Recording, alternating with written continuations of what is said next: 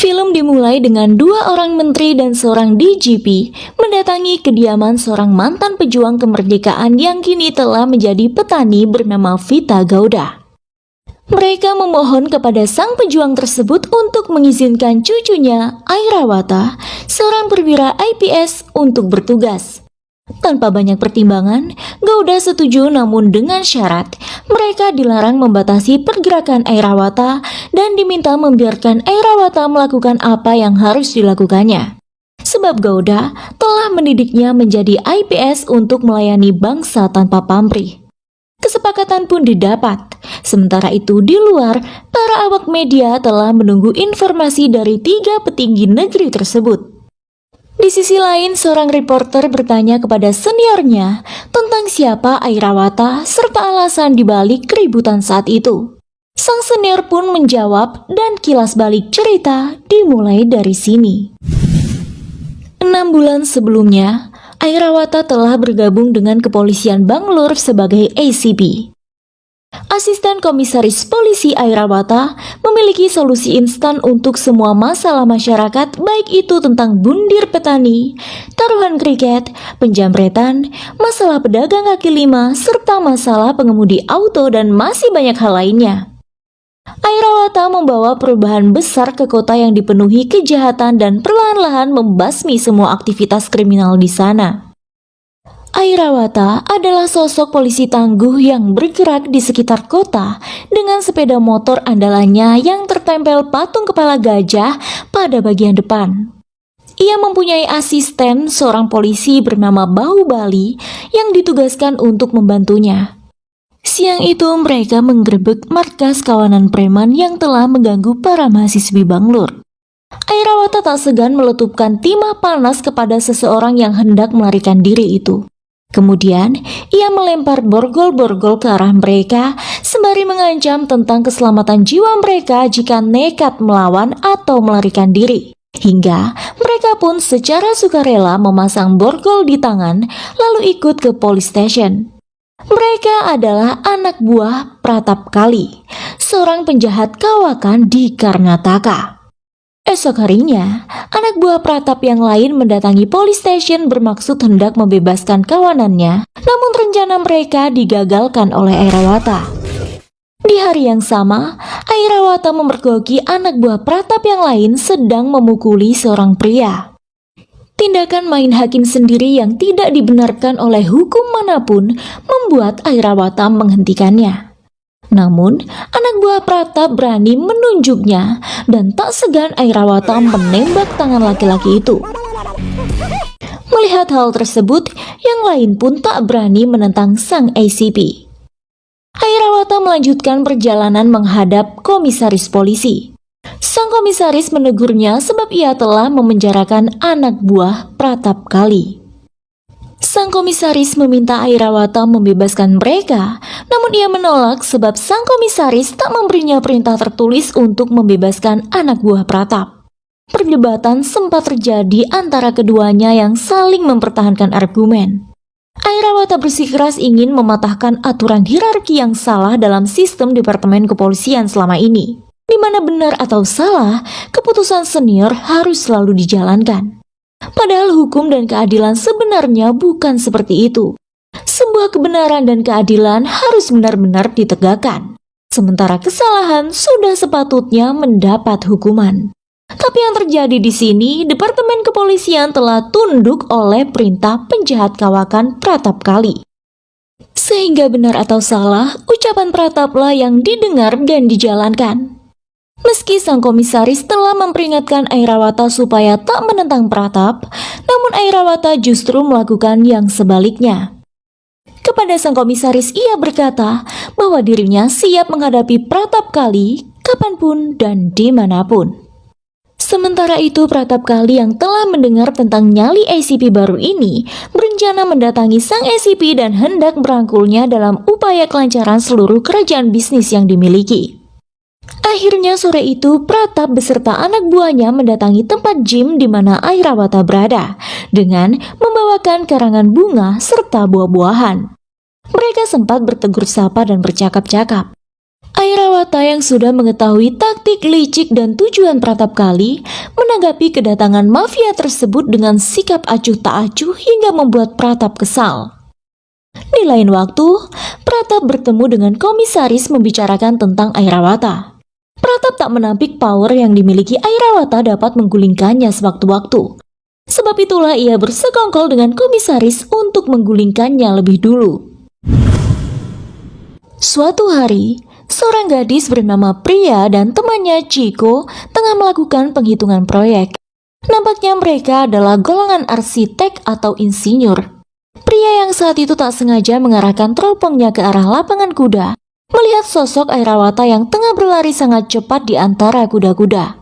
Pemandangan itu sontak membuatnya terpikat dan memberanikan diri menemui Airawata di ofisnya ditemani oleh Chico. Gadis itu tak segan menyatakan cintanya kepada Airawata, namun sang ACP menolaknya mentah-mentah dengan mengatakan jika seorang gadis akan nampak lebih anggun dalam balutan sari. Pernyataan tersebut tak mematahkan hatinya. Justru Priya merasa tertantang dengan itu. Ia rela melakukan apapun untuk Airawata. Siang itu dalam perjalanannya, Airawata dihentikan oleh seorang gadis cilik yang meminta bantuan karena sopir bis mereka mendadak mendapat serangan jantung.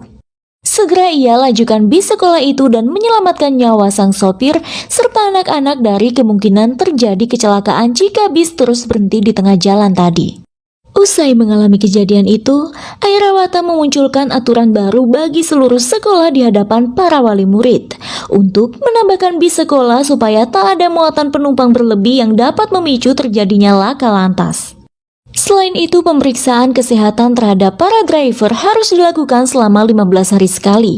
Tak cukup di situ, Airawata menambahkan supaya para driver juga diberikan asuransi kesehatan. Sanksi jika aturan tersebut tak diindahkan, maka lisensi sekolah akan dicabut dalam kurun waktu 24 jam. Tanpa disadari, aturan tersebut menyebabkan kerugian besar bagi para komplotan mafia, terutama Pratap Kali yang segera menyerukan permusuhan dengan Airawata. Ia mendatangi police station dengan penuh emosi, namun lagi-lagi aksinya mendapat tanggapan dingin dari sang ACP. Di lain waktu, Priya menemui Airawata di stadion tempat sang ACP berlatih lari. Kini gadis itu sudah berada dalam balutan sari seperti yang dikatakan oleh Airawata. Namun ternyata hal tersebut belum cukup membuat sang ACP jatuh hati padanya. Airawata berkata jika Priya menginginkan cinta darinya, maka Priya harus berusaha keras untuk membuktikannya. Pria yang sedang berjuang mendapatkan hati Airawata meminta bantuan Chico untuk menyampaikan pesan darinya. Pada tengah malam itu, Priya nekat mendatangi rumah Airawata berharap ia hadir dalam mimpi sang ACP. Namun lagi-lagi upayanya belum juga membuahkan hasil. Airawata masih mengacuhkannya. Esok harinya, Airawata mengumpulkan seluruh anggota polisi. Pada apel pagi itu, ia mengevaluasi hasil kerja mereka. Mulanya, mereka mengatakan jika kinerja selama ini berjalan sebagaimana mestinya. Namun tiba-tiba datang rombongan warga mengadukan keluhan-keluhan mereka. Mulai dari penjamretan, pencurian, perampasan hingga pertikaian yang telah dilakukan oleh para kaum hooligan di masing-masing wilayah mereka. Merasa malu atas kinerja anggota-anggotanya, setelah rombongan warga pulang, Airawata menegur serta menampar para inspekturnya. Ia memperingatkan anggotanya supaya benar-benar bekerja dan melaksanakan tugas serta tanggung jawabnya sebagai polisi yang mana harus melayani serta melindungi masyarakat. Segera saja para polisi bergerak untuk menindak para pelaku kejahatan itu. Sementara komplotan preman pengacau kota yang hendak melangsungkan aksinya mengurungkan niat saat melihat sepeda motor Airawata ada di mana-mana. Namun lama-lama mereka gerah juga. Sebab jika tak nekat, maka mereka tak akan kenyang. Oleh karenanya mereka berniat untuk menjual saja sepeda motor Airawata yang meresahkan itu. Sialnya aksi mereka tak luput dari pantauan sang ACP yang sontak membuat mereka ketakutan. Airawata mengancam mereka supaya mengembalikan semua hasil jarahan kepada warga. Begitulah akhirnya mereka menepati janji mengembalikan barang-barang yang telah berhasil mereka curi ke police station. Warga yang menjadi korban-korban mereka pun turut hadir di sana untuk mengambil kembali barang-barang miliknya. Setelah itu, Airawata tak lupa memberi pengertian sekaligus peringatan kepada mereka supaya mengubah cara hidup serta pola pikir agar tak merugikan masyarakat lagi. Di hari berikutnya, komisaris mengadakan pertemuan dengan para petinggi-petinggi kepolisian lainnya termasuk ICP. Di sana Airawata mendapat tegur dari sang komisaris dengan tudingan bahwa ia telah mengambil keputusan sepihak tanpa konsultasi lebih dahulu kepada pejabat tertinggi. Dengan santai, Airawata menjawab jika hal itu tak dibutuhkannya sebab ia menjalankan sistem tersebut dengan uang pribadi, bukan dengan uang departemen. Begitulah ia mengakhiri pertemuan siang itu. Komisaris nampak makin kesal dibuatnya. Sementara itu, selang beberapa hari, halaman police station terlihat penuh sesak dengan warga yang datang hendak mengucapkan selamat ulang tahun kepada Airawata. Di waktu yang sama, Pratap datang. Ia membawa pengacara dan memberikan sepucuk surat kepada Airawata. Entah apa isi surat itu, namun sang ACP seketika membebaskan anak buah Pratap yang telah ditawannya. Dan pertemuan mereka berakhir setelah terjadi sedikit adu argumentasi. Bagaimanapun Pratap berusaha membuat Airawata tunduk, namun tak sekalipun upayanya berhasil. Airawata makin membusungkan dada menentang kuasa Pratap kali. Di lain hari, seorang kakek tukang sapu sebuah stasiun kereta api menghadap Airawata melaporkan tentang barang selundupan yang tersimpan dalam sebuah kontainer, di mana tak seorang pun menyadari aktivitas ilegal tersebut. Sebenarnya hal itu sudah berulang kali dilaporkannya kepada Departemen Kereta Api, namun mereka tak sekalipun berupaya menghentikannya. Segera Airawata bergerak menguntit barang ilegal itu hingga kehadirannya disadari oleh komplotan mafia yang tak lain adalah anak buah Pratap kali. Dalam upaya menggagalkan transaksi ilegal itu, Airawata terlibat aksi perkelahian mobil yang sengit hingga berhasil memenangkan pertarungan. Kontainer tersebut berisi puluhan gadis belia dan uang hitam yang berjumlah fantastis. Mengetahui Airawata telah mengagalkan transaksinya, Pratap mulai meradang. Ia tak habisnya mengancam sang ACP, namun ancaman tak berlaku bagi Airawata. Keberhasilan upaya Airawata dalam menggagalkan transaksi ilegal tersebut mendapat sorotan dari para awak media serta tanggapan positif dari DJP. Nama Airawata makin melambung dan dielu-elukan oleh masyarakat luas. Namun seperti kata pepatah, semakin tinggi pohon, semakin kencang pula angin yang menerpa. Begitu pula yang terjadi pada Airawata. Siang itu ketika tengah menghadap DJP membicarakan persiapan parade yang hendak dilakukan oleh Departemen Kepolisian, DJP menerima selembar fax misterius, kemudian meminta Airawata melangsungkan latihan paradenya. Di tempat lain dalam waktu yang sama, nampak sekelompok pria tengah menyelidiki latar belakang Airawata. Sementara itu, ketika latihan parade tengah berlangsung, datang pasukan petinggi Departemen Kepolisian termasuk DJP meminta Airawata melepaskan topi berikut uniformnya detik itu juga, sebab ia telah terbukti sebagai polisi palsu. Komisaris nampak senang dengan temuan itu. Kabar tentang penangkapan Airawata telah tersiar di seluruh media. Pria juga mengetahuinya. Ia bahkan membesuk Airawata di penjara. Di sanalah terungkap alasan jatuh cinta pria kepadanya bukan karena ia memakai seragam kaki, melainkan pada suatu hari ketika sebuah kecelakaan menimpanya, seorang laki-laki telah bersedia mendonorkan darah untuknya. Dan laki-laki itu tak lain adalah Airawata. Pria juga menegaskan bagaimanapun kondisinya, ia akan tetap mencintai Airawata. Interogasi telah dilakukan oleh komisaris. Sidang telah dilaksanakan. Namun persidangan berlangsung alot sebab Airawata menolak memberitahukan motifnya melakukan penipuan ini. Sementara itu, publik telah mendesak kepolisian untuk melakukan persidangan terbuka sebab meski Airawata telah terbukti menipu, namun kinerjanya sebagai polisi palsu jauh lebih baik dibanding kinerja polisi asli. terbukti dengan tingkat kejahatan yang menurun drastis di seluruh kota. Setelah melalui banyak pertimbangan, akhirnya DJP mengabulkan permintaan publik. Persidangan terbuka pun digelar. Barulah di sana terungkap motif dibalik nekatnya Airawata mengenakan peran ACP palsu adalah setelah saudara perempuannya, Charu, bundir usai dilecehkan dan polisi tidak melakukan apapun untuk menyelesaikan kasus tersebut. Semua bermula ketika Airawata yang seorang petani kala itu pergi ke Bangalore untuk menyelesaikan masalah pertanian. Ketika hendak pergi membajak sawah bersama teman Airawata bernama Prakas, adiknya Charu dilecehkan oleh pekerja mereka sendiri. Berulang kali keluarganya datang melaporkan hal yang telah menimpa Charu, namun seorang polisi korup menolak untuk menerima pengaduan keluarganya. Yang akhirnya, hal itu mengakibatkan Charu bundir sebab tak sanggup lagi menyangga beban malu yang didapat. Sementara dalam menuntut keadilan, Prakas yang menerima tanggapan tak menyenangkan dari sang inspektur akhirnya menembak kepala polisi korup itu. Kemudian ia saling tembak dengan salah satu anggota polisi lainnya. Ketiganya pun mati di tempat. Sejak saat itu, Airawata bersumpah akan membalas dendam. Selanjutnya, tepat saat Departemen Kepolisian Karnataka mengalami kekosongan posisi ACP, Airawata melakukan pengaturan dengan orang dalam supaya dirinya terpilih untuk bergabung dengan kepolisian. Dan rencananya pun berhasil.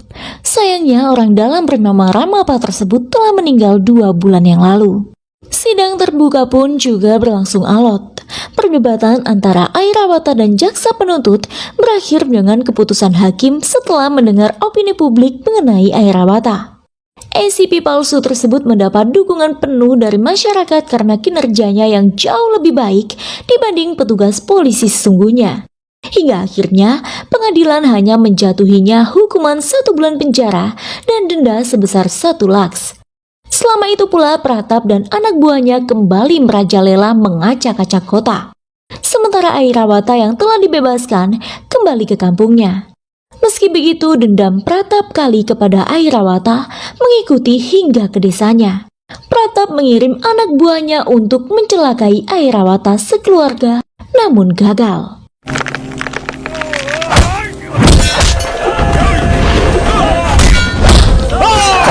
Kini pemerintah dan Departemen Kepolisian baru menyadari betapa pentingnya keberadaan sosok Airawata di kota. Sebab itulah meski telah diketahui jika Airawata memalsukan peran ACP, Ketua Menteri, Menteri Dalam Negeri, dan DJP meminta kakek Airawata untuk mengizinkannya kembali mengabdi pada negara dan meminta izin Presiden untuk melakukan ujian IPS bagi Airawata. Atas dukungan masyarakat pula, dalam waktu singkat Airawata dinyatakan lulus ujian IPS dan kini ia resmi menjadi ACP sesungguhnya. Begitulah kisah Airawata yang telah diceritakan reporter itu. Sekarang, dengan jabatan resminya, Airawata melanjutkan pekerjaannya yang ia mulai dari ACP palsu seperti membasmi kejahatan dan melindungi masyarakat. Di samping itu, hubungan antara Airawata dan pria makin berkembang setelah Airawata menyelamatkannya dari tawanan anak buah Pratap Kali.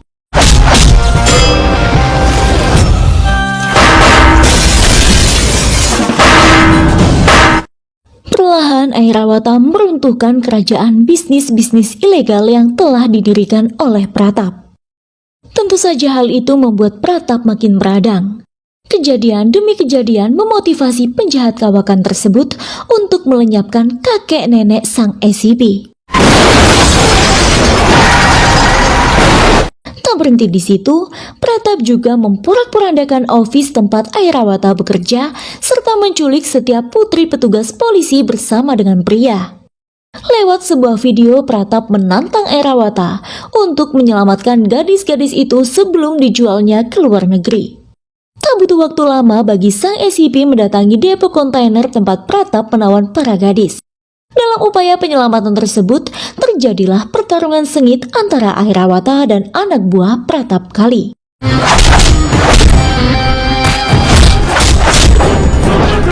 Hingga akhirnya, Airawata berhasil menyelamatkan para gadis tawanan, kemudian menutup bab Pratap Kali, sosok akar kejahatan yang merajalela di Karnataka selama ini.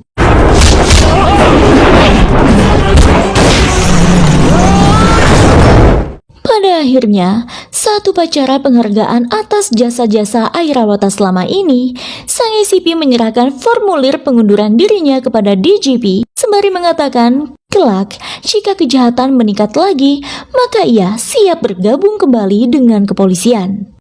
Adegan ditutup dengan Airawata dan seorang bocah laki-laki yang mengidolakannya memberikan salam penghormatan. Dan film pun selesai.